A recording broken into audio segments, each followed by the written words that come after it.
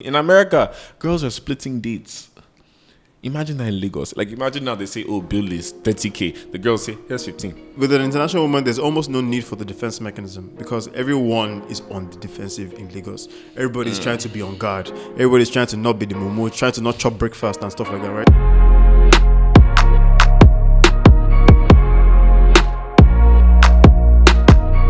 What's up, everybody? You are back to the best podcast out there. This is Menisms with your people, Michael Scenario. And Maria, welcome. And we are back with another one. Now, before we start today's episode, I have a confession to all our viewers, to all our fans, which we thank you for watching. Obviously, go and subscribe. He's laughing for a reason. Go and subscribe to our YouTube channel, subscribe to all the audio podcasts. But I have a confession to make today. Now, my fellow brother that is sitting in front of me, I have an issue or a problem with names, okay? In my industry, I meet a lot of people, I mix names up. I also have a pronunciation. Anyways, our brother's name here is Olu... Oh, God. Yeah. You know, so we're going to skip this. So I've been calling him Olumeru. You see, now I can't... You see, this is going to be so awkward now because everybody is going to say, you don't know your own co-host's name? I know his name. We know that he has the problem. Muriwa. Better. Closer. Muriwa. Closer. Yeah. Closer. Muri. Yeah, let's keep it at that. Muri. Yeah. So it's the full name. I can't pronounce Nigerian name. Or Yankee is still there, small. It is, so... Well, so at least now I'm pretty sure everybody has noticed these things. So now you're out in the clean. So, anyways, let's jump right in. Yeah. Hopefully you remember. Anyways, so so let's jump right in. We have some questions we want to read out today and then hopefully give our best answers to. So I'll let you go first. All right. Peace, brothers. I'm a Black American woman. I've watched every episode thus far. Your content is insightful and entertaining. I have a question. As we have a full understanding of your thoughts about Lagos women, I say that in jest. What are your thoughts/opinions on dating internationally, specifically American women, whether you haven't or haven't? I'm aware of Michael's experience in the U.S. Interesting. Just curious because I currently talk to a Nigerian cutie and he's something special. Sounds like Ifemi to me, but go on. I think if more American women met nice Nigerian men, American men would have a whole problem. LOL. Well, we appreciate you as a culture here. You see, the stigma on Nigerian men is something that we need to revisit, but I actually realized a lot of American women actually love Nigerian men. Like, because the thing is for us is, I was having this talk with my friends that are girls internationally. Yeah. I always say the reason they enjoy Lagos is because when they come here, even if a guy is not going to be serious with you, quote unquote, in terms of boyfriend, girlfriend, we still are going to make you feel good and take care of you. Like, in the end, look, we're brought up the right way that, look, in the end, we're not going to ask you to pay for anything. Like, in the end, me even asking you out, it's me asking you out. Just come and spend time with me. So that means you're going to have the best time. Some girls are not used to that. Especially in like some countries, like I know in the UK now, they'll say, London boys are cheap, That's why London girls now come here. They're treated like queens now because it's like, baby girl, don't worry. In America, girls are splitting dates. Imagine that in Lagos. Like, imagine now they say, oh, bill is 30K. The girls say, here's 15. I don't think I've ever actually gone Dutch with anyone before. In Lagos? That's a friend or date? Friend.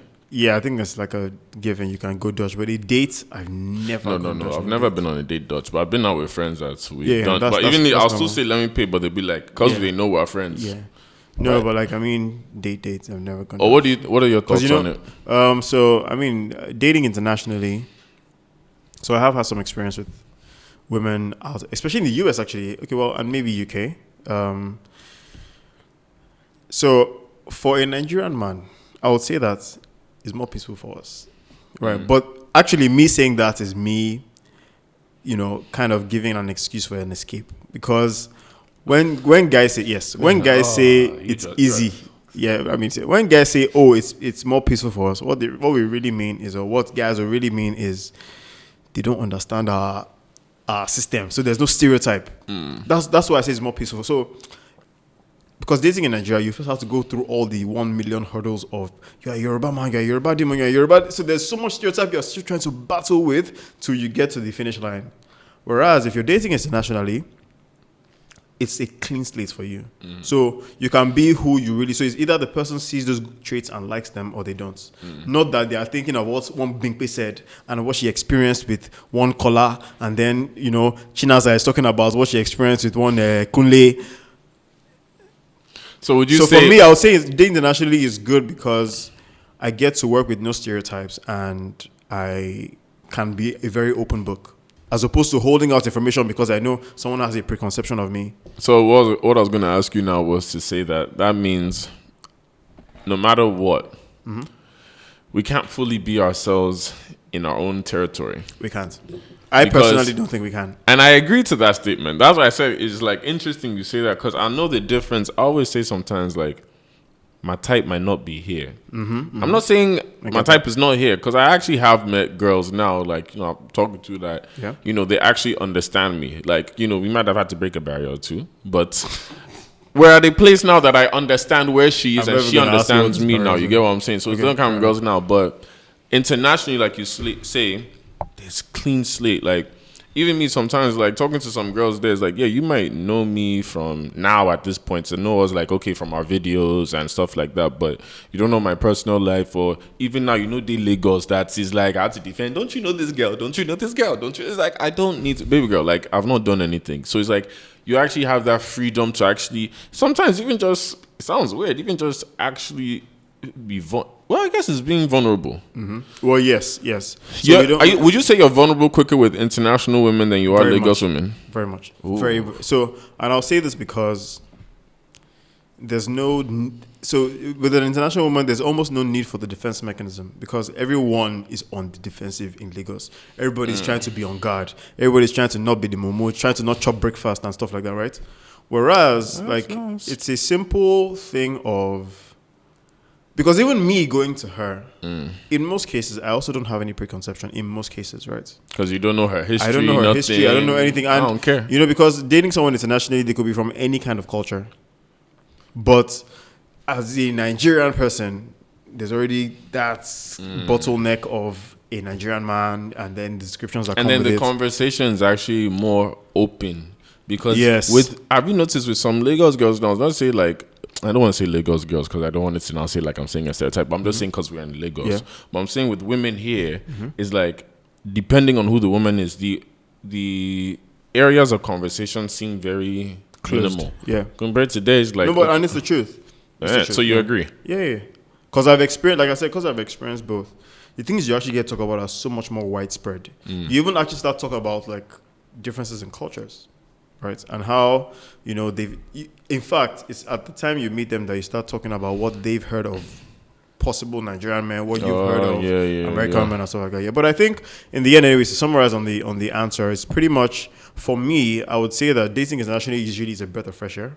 I mean, of course, there's also the barrier of like time change and long distance and stuff like that. And at the same time, there's still the other side because not everything that glitters is gold. Because then next, there's also that side. That's yes. The stress that can come with it is So, but I would say that it does have its perks, where it's like a breath of fresh air. You're not walking into like someone already prejudging you, which is making things harder for you guys to really be open with yourselves. So, I guess it does work to an extent. I mean, if you guys are happy, you're happy. So, the second question. Yeah. All right. So, the second question says, "Hey guys, I quite enjoy your podcast. Anyway, I've noticed something and I want answers. Recently, when I meet a man in Lagos, or when I meet men in Lagos, they never take my number.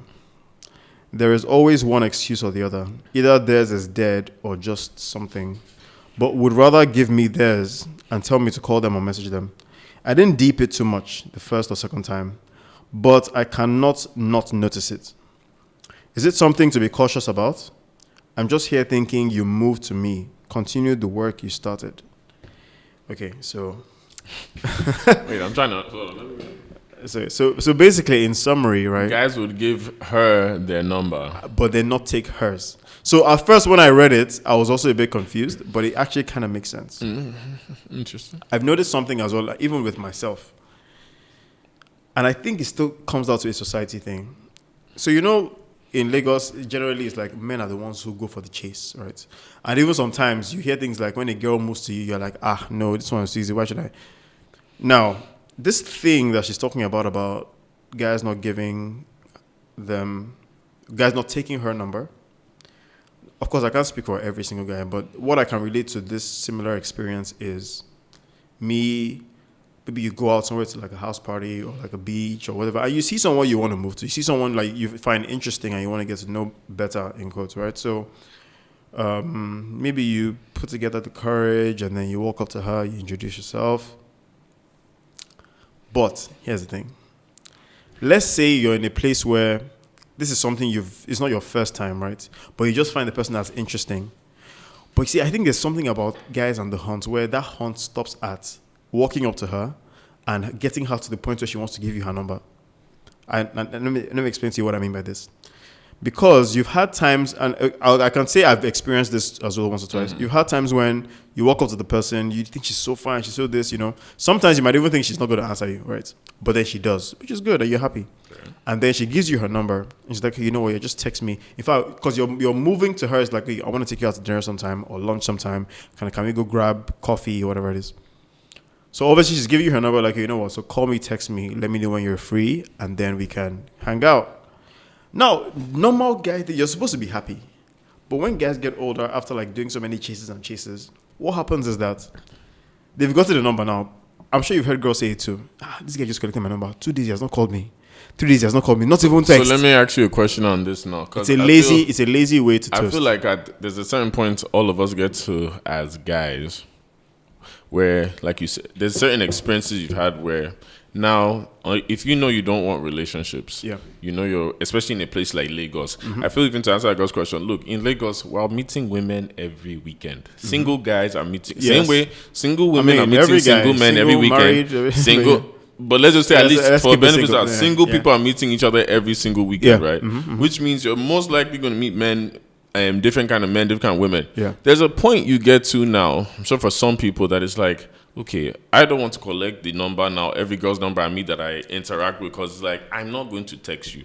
Like, that's it. Even me, like, even I could, so like, even now that you say, like, I relate to it, because it's like, even now, it's like, there's some. It might be someone nice, someone that you would have wanted to take, but the truth is, you just take the number and you're like, because for me, it's like, I'd rather do this. It's like, all right, if I meet you and we get along, cool. I'd rather even just do social media first. Because from social media, I'll know if it was a serious, not even in a bad way. It's just like, okay, let's just see how it starts off there first. Because for me to give you my number, I'm already a bad texter to my own friends, which, no offense, I love you guys, but I work on it. But it's like, imagine now the girl you just meet now, she could now start expecting something because it's the phone number. Social media is like, you are cool. If we like each other, I'll make the effort. If not, let it be. Yeah, and the thing is, so I think she's even gone beyond, because there's the social media one, and that's the one I to be honest, I usually don't like, because I hate phone calls. They give me anxiety, except you have something you really need to say. So many people have trauma with phone calls. Why? I don't know. I think it's just something with confrontation. But we'll talk about it later. What's your star sign? So I'm a Taurus. Interesting. We're not even gonna do that. Don't kill me, please. Oh, no. Go ahead. So that's what's your final thought? Yeah. So my final thought is, so yeah, even if you're speaking about the social media stuff, and I do that as well, where I'm like, you know what, maybe number not yet, but I can give you like handles and stuff, and then we can see how it goes from there. But according to what she's saying, the guy is okay with giving her his number. And he'll tell her to call him. Now let me tell you what that is. That is lazy toasting, bro. See, lazy toasting, because my guy already knows. What does that even mean? Like, because my guy already knows. See, if you give me your number, I'll forget to call you. This is where Lagos men are right now. If you give me your number, I'll forget to call you. So you don't feel like the other side is there of just, I'd rather not give her the I had a friend who had this experience where he moved to the same babe twice. So let's say I moved to a babe now in March, and then she gives me a number. Like I said, I'll forget to text her. I even forget to have the number. Maybe I didn't even save itself. And then I see the same person. Now, because I didn't get to save it, we don't get to interact. I don't get to talk to her. After seeing her and walking up to her, that was just the end. So if I see her again, like another 8 to 9 months, I won't. I just know her face is familiar, but I don't know where I remember her from. This is what happened to him. So he just knew, this babe, I know this babe from somewhere. Now, obviously, all the while, the babe knows you, this bastard. I gave you my number, you didn't call me, you were making me feel like, oh, you're doing the chase. Finish the work, like our questioner said. Finish the work. My guy moved to the girl twice, and he's like, oh, hey, can I get your number? She was just looking at him like this. When he was not done, he was like, but you know you have my number and we've done this already. The last time I gave you my number, you didn't call me, so why should I give it to you now? See, and the truth is, my man has just had to back you. Like, let me just kind of say something real quick. Sorry, I'm making these faces. This is lazy toasting, bro. Lazy toasting. That's what it is. I feel like I've really just been called out because I don't know why you said so many things word for word. That's why I was making so many faces. Like, I just need to say something because I am guilty of this. I mean, now, but I don't want to say it's lazy toasting. For me, so for me personally, I just want to like actually say this properly. Yourself. Exactly, because cool. I've never felt such guilt from that. This guy was spot on. Yeah. So for me, in my industry, especially doing events, doing parties and all that, I meet so many people, male and female. Yeah, of course. Let's get that understood. Yeah. Obviously, when you meet girls, if you're single, there's a different interaction you have. Not that you're moving to them. It's just like it's more friendly and all that. Because even when you meet guys, it's like, yo, you cool. But let's be honest. Most times you're going to hit up guys. It's like if you genuinely connected or you're going to have maybe potential business together or something. Yeah, you get what I'm saying? But with the girl now, it's like if the connection was there and all that, that's why you're going to hit her up. So for most girls, like if I meet them and they're cool, that's why I say I'll get your social media or something. We might talk a bit on social media and all that. But then obviously with my lifestyle, it's like I'm just everywhere. So it's like sometimes I don't even use my phone. And even me, it's like, I was telling my friend this the other day, like, I actually want to work on something on myself, just like even communicating with friends, like texting and all. But it's like, even with the women thing, I knew they used to get me in trouble because some girls now, it's like, I'll meet you at one party or something. And my memory is horrible. I can't even say this on camera. My memory, I'm working on it this year. That's one of my gifts to myself. But it's like, one girl I'll meet, like you just said that thing. I'd have met you 1 month. She gave me the number. Months later, she's at my party. And you're like, oh, who's that nice what's up? Girl? Like, hey, nice to meet you. Mayowa. Like, that's why I said, when you said that thing, there's one girl, she's my G now. Yeah. She hated me for months because she's like, I've come to 2 EMG parties. We've sat down, and I know her face, but she's like, what's my name? You don't even know who she is, bro. It's wild, man. But I've gotten it better now, but it's like, men, we do it. It's lazy. But is it lazy? But is it lazy if there's no intention? Because like, you don't know if I like you. I'm not trying to move to you. You're gorgeous, but I'm not moving to you. So the thing is, I call it lazy because in the end, we all know when someone is moving a friendship vibe to you. Let me get your number so maybe we can just, hang out, talk more about work. We know. Come to an event. Yeah. And we also know when it is I want to take you out to a date after this meetup, right? After just meeting you now, I want to further this. We know. So and the girls know this as well. They know when you're moving as friends. You know when you're moving as I want to toast you. So of course, her feeling this way is her feeling like, bro, you moved to me. Can I ask one question? No, finish your work. You're saying this now is like, there's some girls you meet, like you say, when you've met that time, that connection to like, yo, this girl's actually very interesting. Like, there's some girls I've met once, especially from social media, that's like, yo, she's actually very interesting. I would like to go out again. Okay. But busy schedules. Which is fine. We'll come back to which is fine. But do you understand where I'm going with yes, but I can relate to this. Bro, see, I don't want to another topic. Yes, another topic. We'll get to it. But yes, and the reason I'm saying is because in the end, those are excuses. Let's actually be honest. Let's see, those are excuses because another topic. The people you need to text, you text them. So, but anyways, I mean, long and short of this is, I think for her, it's potentially a red flag. Potentially being that. Don't strike it off, right? Get to call it out with the person. It could obviously be that he has a bad habit of just, not really recollecting stuff. Fair. Call it out, be like, you know what, see, what's the idea behind, me not texting? It could be a legitimate reason, you get. Intention, literally just ask, what's your intention? Yeah, because the truth is, if I know that I'm bad at remembering people's numbers or whatever it is, and I know one of the ways of fixing that is telling the person to call me instead. I mean, it might be a little selfish, but that's me moving towards trying to sort out my problem. Knowing that, so I can always share with the person that, look, hey, I'm sorry if that came out disrespectful, but I have this thing where if I get your number, I just won't remember. Not because you're not beautiful or anything, or not because I'm not that interested, but my schedule is just so messed up that if I take your number now, like I would just forget to text you. So, again, I think you should just, have a conversation with the guy and then understand. If you hear me saying this outside, at least he said it himself too, okay, because he's speaking my mind. But yeah, we're going to move on to the topic today. Thank you guys again for sending questions in. Like, you see, like, we actually engage with your questions because even now, that's like a mini little topic we just did. But thank you guys again. Make sure you subscribe. We're going to go into the topic today. Today's topic is unis. Surviving in university, because both of us here, we are blessed to be university graduates, masters too. We see black men excelling. Just see black men excelling. MSc men. Do you think it's play? Like, so yeah, like we've been blessed with that, but our undergrad, we talk about university. People don't talk about, the coming up, what university is, the experience. It's like university is where we all find ourselves, I'll say. At least some people find themselves obviously outside, because there's people that didn't go to university but have found like a life for themselves. But at least for most of us that go in university, you go there for your 3, 4 years, 5 years, depending on what you do.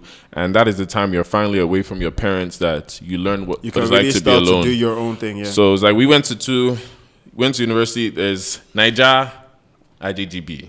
I'll represent for IJGB in terms of England, America, and then Niger. But we both went to secondary school here. So I think the first question I'll ask you is, when you were applying for university, did you know you were already going to a Nigeria university, or did you do both WAEC, IGCSE? Because I did both. Okay, so let me tell you. So first of all, I didn't just do both. I did all. So there was WAEC, there was NECO, then there was IGCSE, right?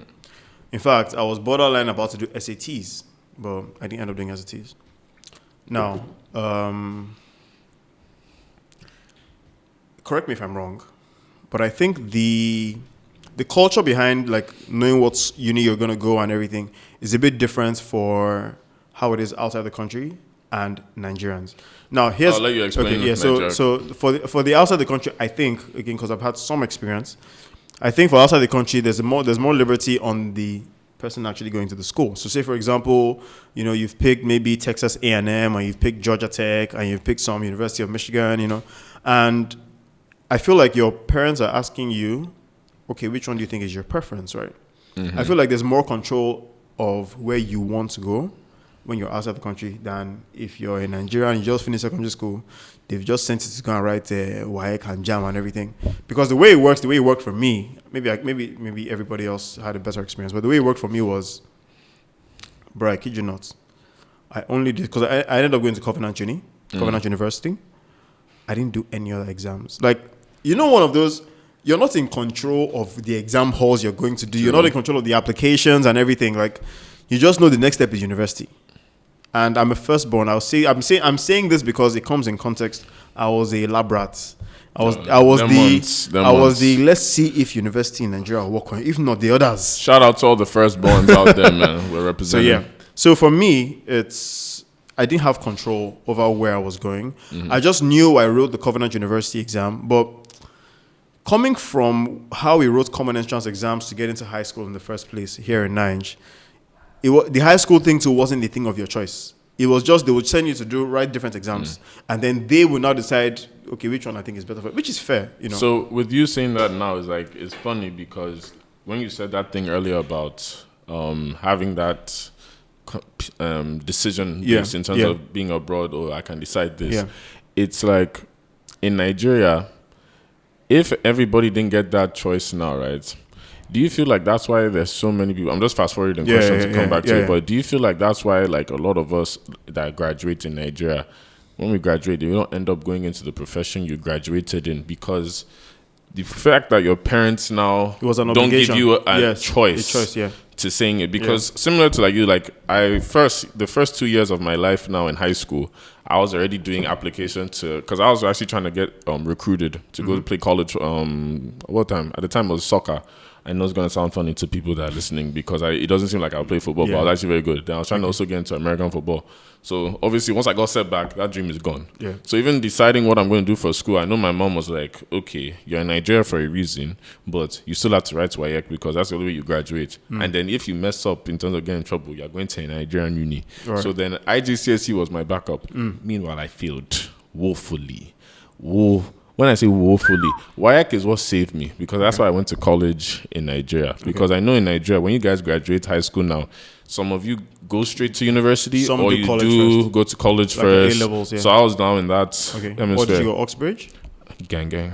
Yeah, my brother. So see, Labrat. So my brothers did Oxbridge. So they did high school, A-levels or college, then uni. So for people to understand, it's sort of similar to the UK system. It's similar to the UK system where you graduate high school, you either go do A-levels or foundation. Yeah. We do the same. Some of us do the same thing in Nigeria. There's Oxbridge, there's Bridge House. But the thing is, so my brothers did Bridge House. So the thing is, it's mostly for people that are going to end up leaving the country. So you knew from the get-go you were not leaving the country, bruh. And so I didn't. So here's the thing. Right? Your parents knew that you weren't leaving the country. Yeah, they definitely knew. So prior to this, maybe they had considerations, but like I said, I had IGCSE results, which were decent enough for me to get into any high school I wanted to, so any uni I wanted to. But it wasn't even like, it didn't feel like it was on the table. Because like I said, I wasn't doing no applications. Okay, so let me put some more context, right? There are the people in Lagos, or in Nigeria rather, who, they would, maybe the university thing is more on themselves because maybe their parents are not together, or they are fending for themselves and they have to be the ones to literally make the decisions. Support themselves. So I feel like those people definitely can make the decisions, but I'm talking more from the context of a typical Nigerian family of, they took you through high school, they're going to obviously, carry you on the training wheels to uni as well. At least for me, they didn't give me any. It was more like you just woke up saying, "Yeah, governance." Even high school, that's how it was. High school, I just put exams. Like, okay, you know what? That's the they buy uniform. You start school. I'm like, what? I don't even know what school. See, I think is this? My mom knew I was too much. I'm not saying like, oh, kids aren't rebels, but she knew that I was too much of a rebel to just. Even the schools they already sent me. Like, I went to Supreme already. Shout out Supreme. That was already there. But university, funny enough, I didn't get in. So my university experience was different, where I did Oxbridge. Okay. Then when it was time to apply, I passed Oxbridge barely. So my mom was like, okay, apply for school. She already said you're not allowed to stay in London. If you're going to go abroad, like, you can't go to university in London. Okay. So the only way I go into uni was, luckily, there's this thing called clearing in the UK. So basically, if you apply to school in the UK, you obviously send your results. Yeah. You send your first 3 choices. Even in the UK, they do it too. So in Nigeria, they do it for us. If you don't get into those 3 schools, then go to this system called clearing, which is schools that will still accept you with your grades, but you have to now phone them. So obviously for me, when grades came out, I didn't get into any of my 3 choices. Right. So I was just calling. So at that point now, you have to now, as a parent or yourself, be calling the schools. Hey, can my child get in? Can my child get in? And all that. So by the time we called, there was one school called Hall. Okay. A lot of Nigeria. Hall is Lagos. Yes, I know. Lots of people went to Hall. Shout out to the people in Hall, but Hall is Lagos. So they accept. So again, she just called. They're like, yeah, if you are in the UK and we happen to be in England at that time, if you can come to the school tomorrow, he's in. That's how I went to Hall. Boom. Okay. So now we're both in university. So let's speed up the timeline. We both there, first year university. Okay. I don't know what it's, and I want you to explain this. You're going to explain yours, because like me as a first year abroad, it's freedom. Every person that went to school, everybody that went to school in Nigeria, that went to secondary school here and went to school abroad, you already know that first day. Once your parents leave, because I can't lie, my mom and I fought that day. Man. We're looking for an apartment, like we're fighting. She's like, hey, you should put your room like this. You should do this. Mom, you're not going to be here. It's like, no, yeah, but you should do this. I'm paying. Mom, you're not going to be here. By the time we finished fighting, took her to the stage, she started crying. Me too, I started crying. No more. Like, I'll see you in December. Me too. Thank you. Once she left, I said, damn. It's just me. I'm here. Yeah. So I didn't even know what to do with myself. But then now your case is a bit different, because it's the same in Nigerian university, whereby you're out of your parents' house. Yeah. However, in my own case, you are. So you know what? Let me just even start by sharing. So I'll start by saying that I have so much trauma from I swear I know it sounds like a joke. For the people that are listening, you won't understand. That's why I'm laughing. You won't understand. You see the energy of uni. Nah, see, I please enlighten us. I have so much trauma from that experience. Let me start with this. So So I think leaving high school and wanting to. So I had my. You know how you also have your majors and what you want to do. You have options for your majors. Yeah. So I think my first choice was mechanical engineering, and then the second choice was architecture. Mm-hmm. And obviously, mechanical engineering had to do with some chemistry. I hated chemistry. I loved physics and everything else, but I just hated chemistry. So architecture kind of seemed like the fit. So they put me in architecture and then just went like that. Now, the first year of architecture, so also I loved technical drawing and all these things right from high school. So I kind of blended right into the architecture department. Now, that's the studies part of the school bits. Mm-hmm, yeah. Now, let's get to the... How now, do you start? For everyone who doesn't know about Covenant University, I'm just going to give some more... I'm just going to shed some more light. So it's... I mean, I've graduated from there now, so I don't owe them anything. But I tell you, I honestly don't think that's an institution that should exist when it comes to what people would call a university, right? I mean, yes, they do have good education equipment, right? Mm-hmm. But the university is not necessarily about the education quality. It's more about the general experience you get. Like, because a lot of people's networking started from uni. A lot of people's major business deals started from the networking they did in uni, right? So I'll share some particular experiences on why I think this should just not exist as a school. So first of all, they prioritize more in religion than they do your academics. I'll give you that firsthand. So as an architecture student, you would have classes that maybe class. So let's say they would ask us to go to the chapel on a Tuesday morning, right? Mm-hmm. And I have a deadline for Tuesday morning right after chapel that I have to finish like the night before, or I could actually finish the morning after. In that time, I'm supposed to be doing chapel. So I feel like if I have a tight deadline, I should maybe have some kind of excuse. You can see me working. We are in a whole section of our dormitory. Like, you can see us working. So evidently, this is not like a made-up story. There's so many times people have almost gotten expelled because they were doing academic work but could not attend chapel. What are we even saying, bro?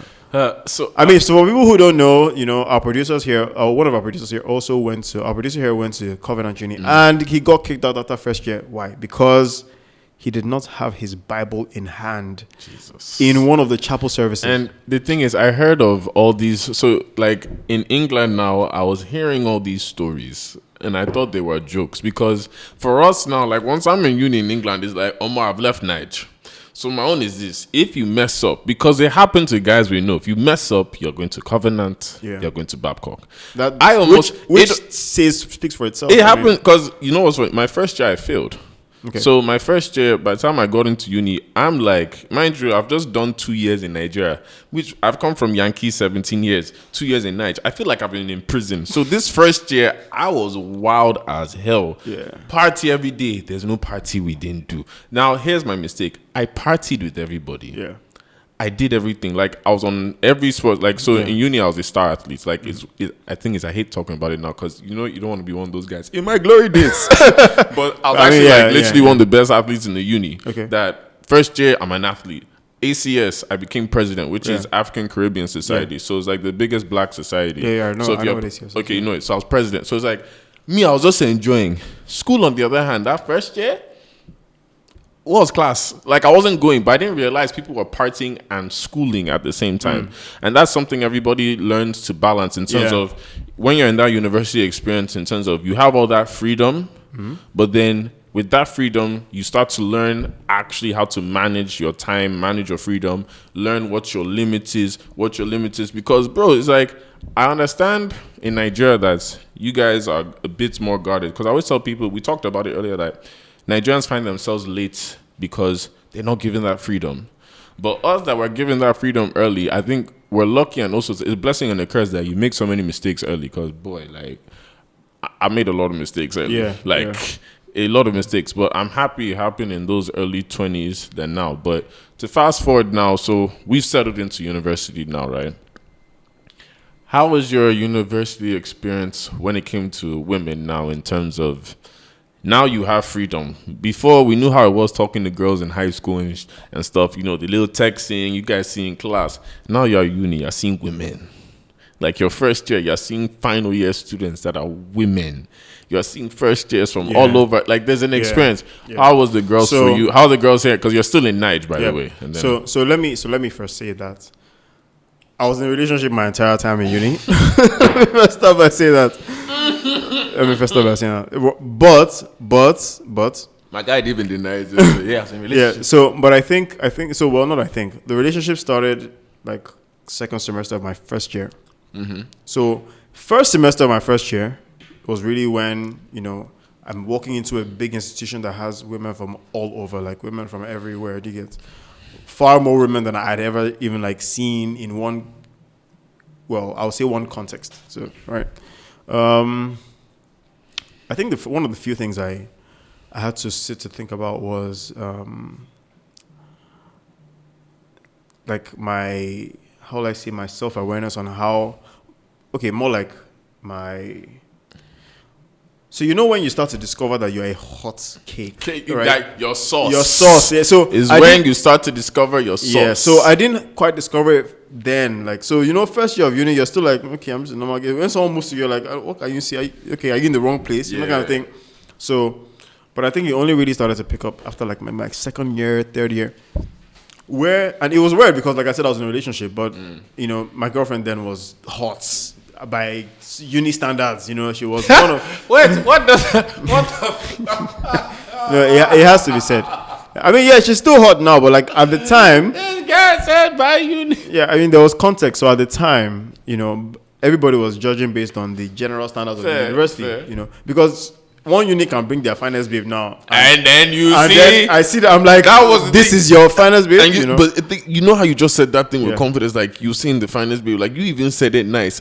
Us as a single man now, we used to be so annoyed because the girls in our uni, we loved them like they are G's. Obviously, you have a relationship. But some of them that used to be too gas, it's like, wait, so if you go to this school now, you are nobody. Exactly. Right. So I was dating her, and I guess dating her kind of boosted my ego a little bit because like, okay, for a girl like that to like a guy like you. I mean, it had its detriments, but let's just speak with the, So, at that point, other girls will start to move to me to be, oh no, I have a girlfriend. But I could feel the attention, right? Yeah. And now, mind you, this is also in a school where we're not allowed mobile phones. God forbid. We're not allowed. God forbid. See, the rules were ridiculous. In fact, you weren't even allowed to date. So the dating was even had to like be low key. What a girlfriend was that? Even if you want to have a girlfriend, you guys can't even really hold hands, let alone hug. So you can't hold hands in covenant. Nah, if they catch you, if they catch you holding hands, it has to look. So if you kiss in covenant, what happens? Kiss? Jesus. Fam, I hugged my ex-girlfriend and she went on suspension for 4 weeks from a hug. Chill. From a hug. And mind you, this hug was, I was right in front of her hostel. I was seeing her off before going to my own accommodation.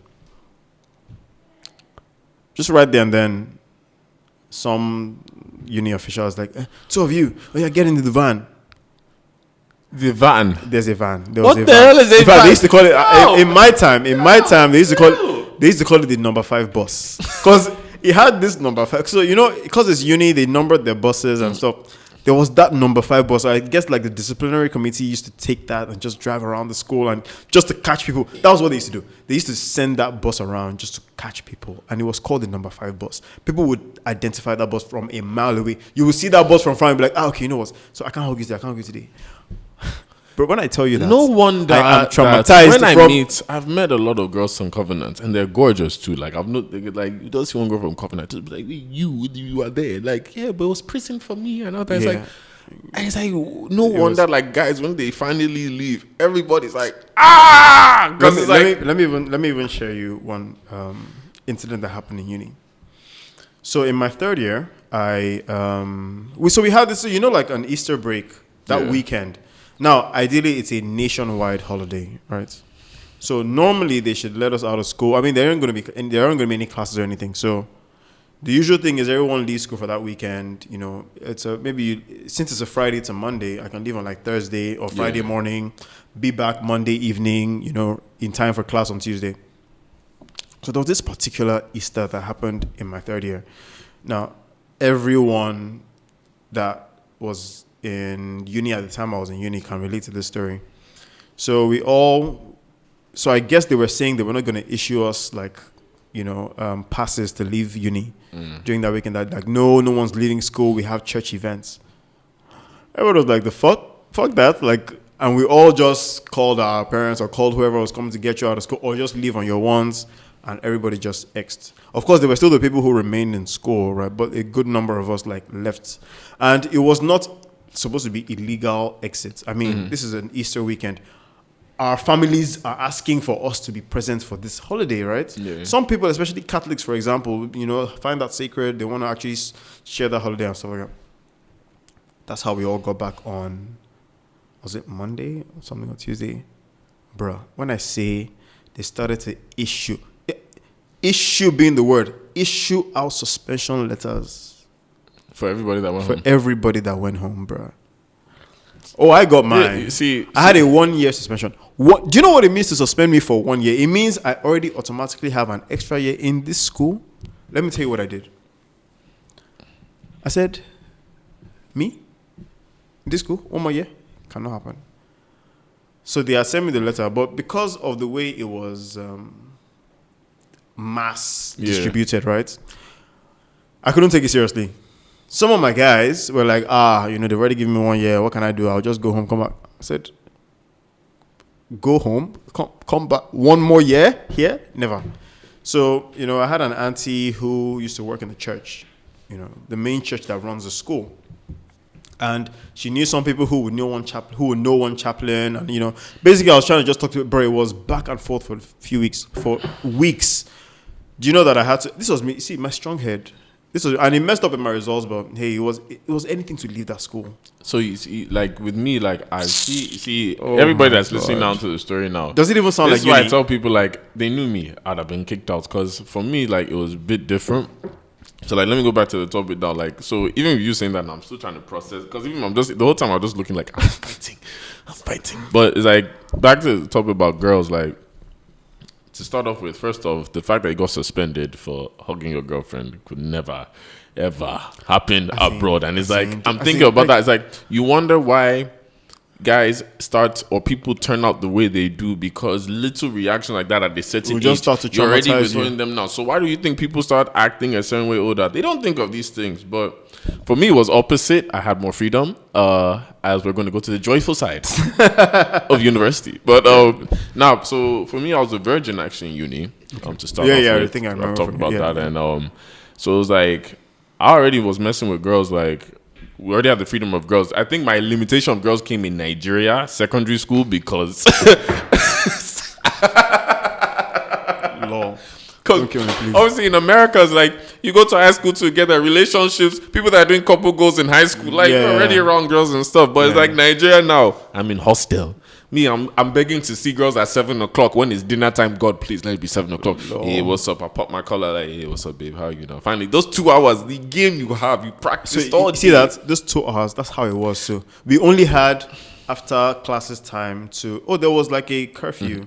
By 10 p.m., everyone's going back into their accommodation. You see, and that's, I'd said in high school, I already told everybody, if you try and put anything in high school, I remember I made a vow to myself my graduation day of high school. I said, I'm never going through this kind of trauma or pain again in my life. Yeah. That's why I just made sure I'll go to England. So it's like, fast forward now, going to uni now is like, okay, like you said, the glow up started for me in uni. So it's like, before I was like, all right, glow up just came that first year. Got a little bigger, grown into my face. So it's like, okay, I'm getting all these attention from girls now. So I remember the first party they had was like an ACS party now, which is the Black Society party. All the girls are there.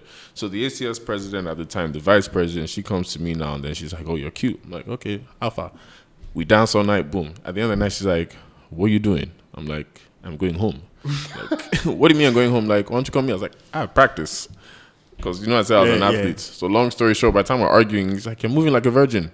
Because I am. Oh, right. She's the one. Yeah. You told us. I've told the story. Yeah, you told me. You told everyone. Oh, so you see, guys, is this how you guys go? So, university, that's how it started. Yeah. So, from there, it's like it unlocked a box. She was your performance anxiety topic. You are a good listener. So, it's like, so imagine from that day, once that day happened, it's like I figured out who I was. Like, oh shit, I'm actually confident now. Like, I can't lie. That first year, it was more experimental. Like, I dated some girls. I wasn't wild, but like I dated some girls that like showed me the ropes. I started dating older girls. Like I dated a girl in third year when I was in first year. Yeah. The second year girls were the ones that really like showed me the ropes. Then I dated a fourth year, then my year. So it's like, okay, I've experienced this. Then by second year, it's like you get that clout. You start learning what clout is, because obviously I'm not ACS president. Yeah. I'm a star athlete in my school. So it's like I have a lot of attention on me, not just in my school, outside my school. So for me, it's like I started learning about like female attention like on a bigger scale. And then we started doing like, me and my boys used to do content even back then. It's so funny I say that now, like the journey's been for a while. But it's like we started then. So it's like, okay, you learn about that with girls. But it's like, I enjoyed it. I was a bit cocky. Like I can't lie. Like now that I think about it, my boys said I was very cocky. And it's like, I went through that experience now, but I now got in a relationship at the end of the year. And that sort of calmed me down, because it's like, with all the female attention, I knew what it was like when a girl really likes you, which is the girl I dated in my second year. And then from there, third year, I became single there. Wild. Fourth year, I was like, God, let's just graduate. Then final year, when it comes to girls, it's like, I calmed down, because it's like, okay, I've graduated, but now I'm like, I feel like I'm an OG.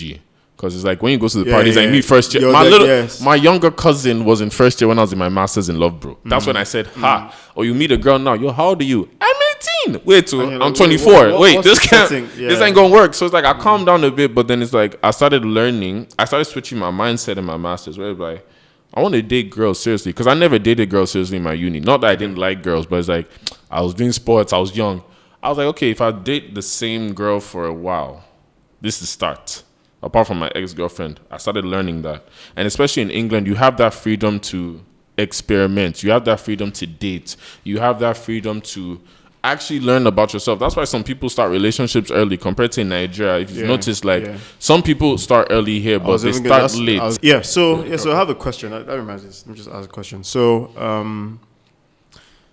how would you say uni has had an effect on your dating life? Like, would you say your experiences in uni kind of influenced how you ended up dating women like afterwards, or would you say that it had no effect at all? Like uni start and end. No, because obviously there's some girls in uni I saw dated that I was learning a lot. Obviously I'm young, I'm 20, 21. So there's some girls like I saw a lot of potential in, but it's like, first off, there's a lot of cultural differences. We're young. I lived in Nigeria. Like the girls I was maybe serious with, like are you staying in London? Are you moving? Okay. But I'm happy I dated then. I'm happy I was experimental then. Like not just as in, dating this girl. This girl's like, you're supposed to date a lot then, so you know what you like and don't like. I had a lot of good. I had a lot of bad. There's some girls I thought, yes. And then it's like, Jesus, God forbid. And then there's some girls it's just like, I messed up.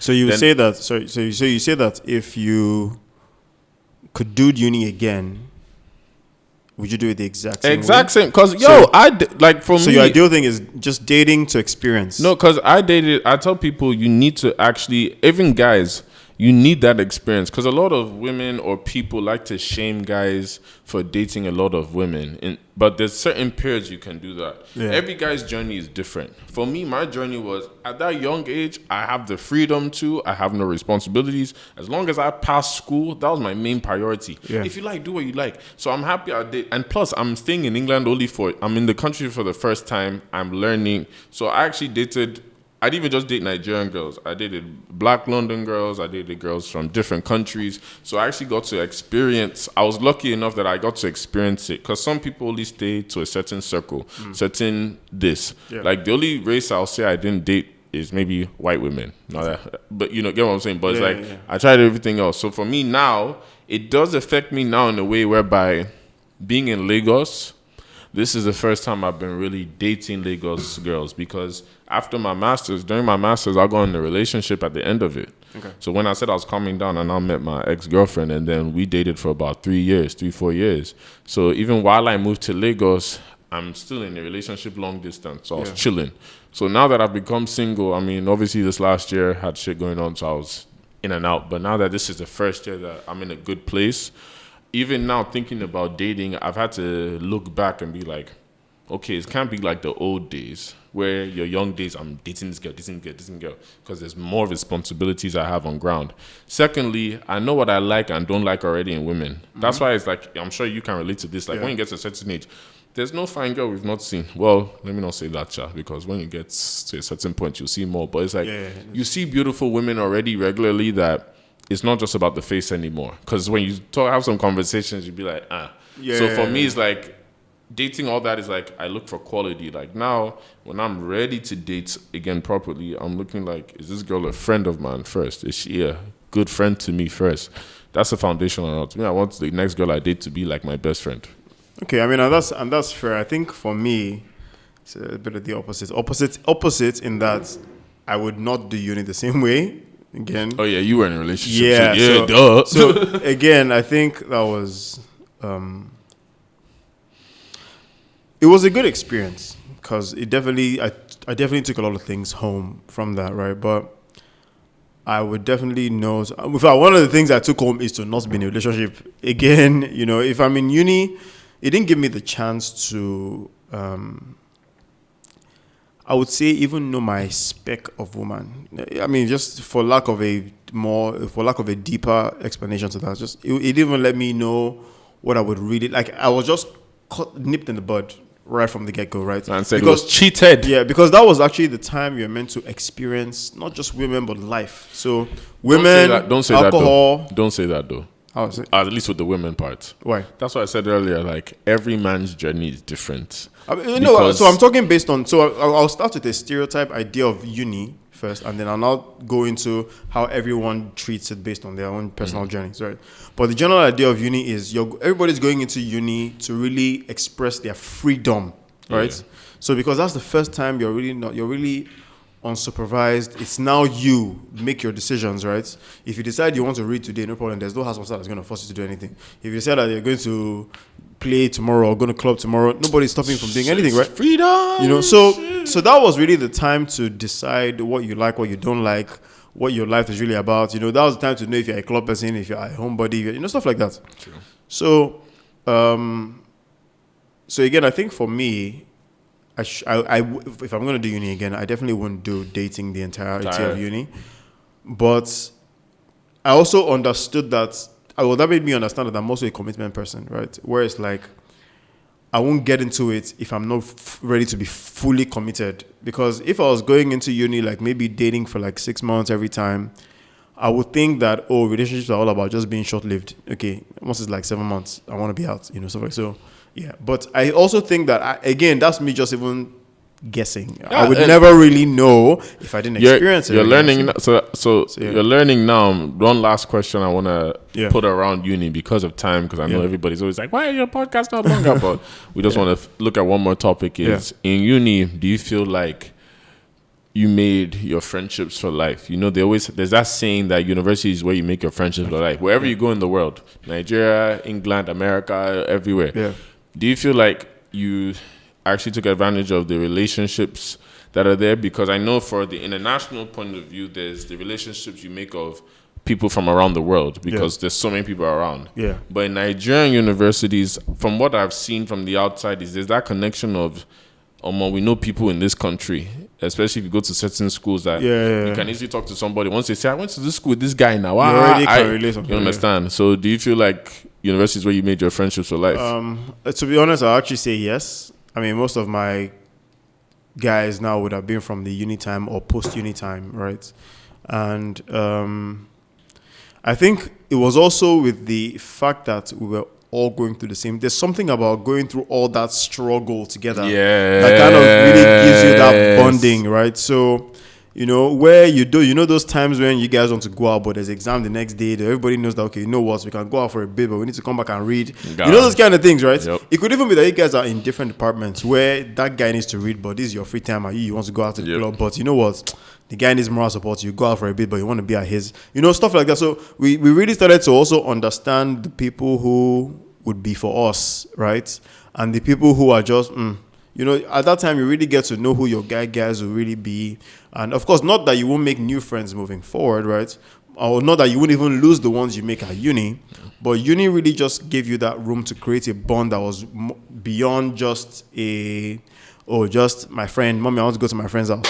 It gave you this bond where someone can really, like, if you want to talk about ideas and hustle, they understand where you're coming from already, because you're all in the same situation of, look, we need to do better, or we need to go out there and make a name. You guys just, have that whole thing going on. So I think for me anyways, like, I'll answer your question, uni definitely made some concrete friends that I know, like, moving forward is from uni. I got those friends from, right? Yeah. High school definitely does a few things, but uni puts you there. I mean, I love my high school friends, but you can't, like, for me, like, I'm a godfather now from uni. Like, my squad member, shout out to Alex. Yeah. I'm a godfather to his child now. Because for me, like, in uni, I say my brothers for life are there. So it's weird for me now because I'm the only one in Nigeria.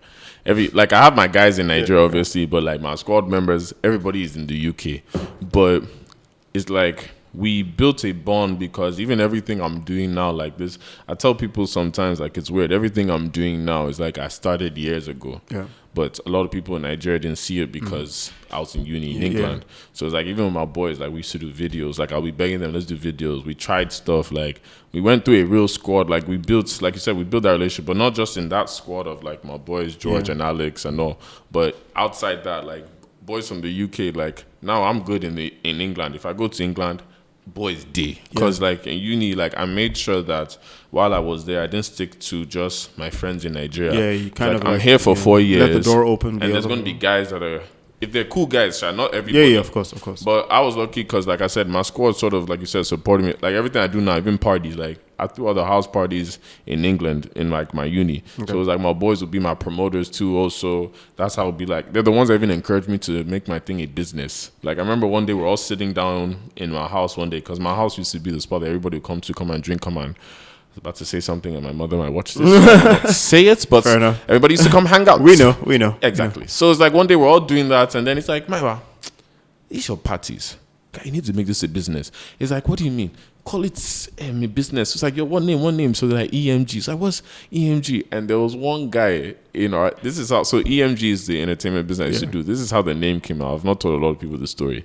So we're all there sitting down doing what we need to do. So it's like, what can we call it? What does the E stand for? Somebody say, encourage. I'm screwed. I can. Let me tell you how this story came. So there was one boy in our school named Joe, right? Okay. Now, Joe was saying he's an undergraduate student. But if you look at Joe, Joe looks like, the master's student. One of them guys, yes. Exactly. But Joe's one of our guys. So there's one, every time you play football with Joe, Nigerians, when we play football together, we're very aggressive. Yeah. Like, we're very, even the way we communicate, it's like we're fighting. Yes. So there's one day we're all arguing on the football pitch, and all that Joe just looks at everybody, what's wrong with all of you?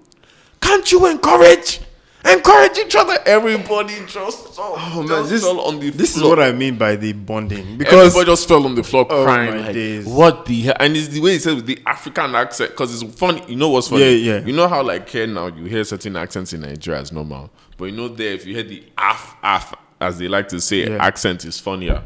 So from there, we built that bond. And even to today, like, it's still there. Like, even me that I'm still here, it's like, if they come to Nigeria, like, my best friend is from Trinidad. He's come to Nigeria twice to stay with me, So I learned that. And then I learned about networking, because I did not realize how powerful network is. Yeah. Like, the fact that people everywhere. Even me, sometimes, even now that I live in Niger, I start to understand it from the Nigerian university point of view in terms of how powerful it is. Like, you hear somebody, is a Babcock guy now, and we went there. And it's like, how do you all know each other? Like, what the hell? Like, didn't you guys say you had no phones? No. Yeah. So it's like, it's actually mad how even you guys keep that network very powerful and all. But one last question I want to ask is, like, going to uni here now, do you feel like, what was the difference in going for your masters? Because I used to look at the master's students of guys went to uni nice, come there for 1 year. It's like, some of us be like these guys and all that, but we don't realize you have a story. So what was that transition like? So I can only speak on my own side of it, and I think the reason I was very persistent on doing my master's out of the country was because, again, like I said, I was coming from a place where they were prioritizing religion over academics, right? So you would even end up in a place where you want your attendance sheet for your chapel service to be more complete than your grades, right? So I feel like I kind of lost bearing on what I was supposed to be focusing on while I was in uni, because I'm in a place where I don't need this distraction of, you know, I should be able to choose to if I want to, but I'm here primarily for studies. You see, it's different if it's a boot camp. I mean, they say, oh, that, but yeah, it's different, right? But you're telling me I'm coming to a university institution. Mm-hmm. I'm coming here to gain knowledge that I paid for. Because I didn't pay to. We don't like talking about that in Nigeria. I didn't pay to come to church. I didn't pay to listen to any pastor. That's not what the payment is for. The payment is for the studies that I'm hoping to get from you, mm-hmm. and to then be able to, you know, get the returns of that investment later on in the future. But in my whole stay there, I just felt like I did not get that, because half the time I'm trying to make sure someone does not expect me from not going to church, blah, blah, blah. So when I went to my master's, it was very intentional, because I was actually going there to almost like make up for the knowledge that I didn't quite gain, mm-hmm. right? And not just that, to also feel like I'm in an institution where they really want my success in my studies as their priority, right? Mm-hmm. So, but it was different for me because it was a class of diverse cultures. So I did uni in Nottingham, and the class was filled with like people from India, people from China, people from Singapore, you know, people from literally all over. And the experience was different because you get to find out that people actually bring all their cultural everything as they're coming. So like Chinese people who have their bentos, that's their lunch boxes. Yeah, it's true. Still, now, you know, they still come with stuff. So that's one thing, and that's why I said that like uni is more about really just experience. So you really get to appreciate that other people don't live the way you live, because when you're in your part of the world, before uni, you believe that, okay, I believe everybody does it like this now, isn't that right? Then you now get to uni, you see how a lot of other people are doing things. It's so funny you're saying this though, but I feel like you're also saying this as a master's student. Because not in a bad way, because it's funny how you I actually understand what you're saying. In my undergrad, it's not like you. I personally would notice just because it's like I'm coming from Nigeria, coming from Yankee. Yeah. But I know I still didn't pay attention because it's undergrad. It's like I'm just going with the ropes. It's not so I go in my masters, went to a new school, and then I'm seeing, okay, we're only 4 black people in a class of 40. Yes, that's how it was. We're seeing so many different cultures. Now we're really noticing the culture difference. And like you say, even the Chinese, like, they stick to what they don't like, they bring their cultures, they bring everything. Everybody from their countries represent. And then you're just like, I'm Nigerian, but it's like, I don't even seem like I'm Nigerian. Because you still adapt to the Western. Yes. Yeah. And you know, and I think, I mean, it's a topic for a very different day. Because I think we need to also talk about like why we always feel pressure to blend in rather than stand out like all the other cultures do. Because the truth is, like you said, okay, fine, the Chinese people may wear Western clothes, but like I said, down to culture and like how they eat and what they eat, they still do the typical things of, I'll bring myself. But what is our culture though outside? Fair. I get like, which is why I said it's a topic that we'll talk about another day, because there are some things I think we can unpack. But we got to wrap up because of time, guys. Time. Again, if you complain about time, talk to the producers. But it's another great episode of Menisms. Again, make sure you subscribe. Where can they find? So again, like I say in every episode, follow us on Instagram at menismspod. You can send us emails at menismspod@gmail.com. Follow us on TikTok. Follow us on Twitter. Follow our personal social media handles, Scenario on Deck. Yeah, Olumurewa. And again, don't forget to send in. Don't forget to send in your questions, and don't forget to comment. Comment on our YouTube. We read these comments. Give us topic suggestions. Let's know what you guys want to actually hear. Let's know what you guys want us to talk about. So all right. So thank you guys again for tuning in. It's another great episode of Menisms. I enjoyed this episode. Yeah, I did. I would just like to say a disclaimer to any, woman from our past that hears this from university. This is past stories. And no, just joking. See? But thank you guys again for tuning in. We appreciate you guys. We'll be back again with another episode. Yeah, and also, sorry, one more disclaimer. Please, if you're in university, don't. We know we're saying live your life and be water, please, but face your studies. Be smart, please. At least graduate. Face your studies. School fees is expensive. I failed once. I'm telling you right now, you don't want to be like me. So anyways, so see them next week. Yep. Yeah. So we'll be back with another one, guys.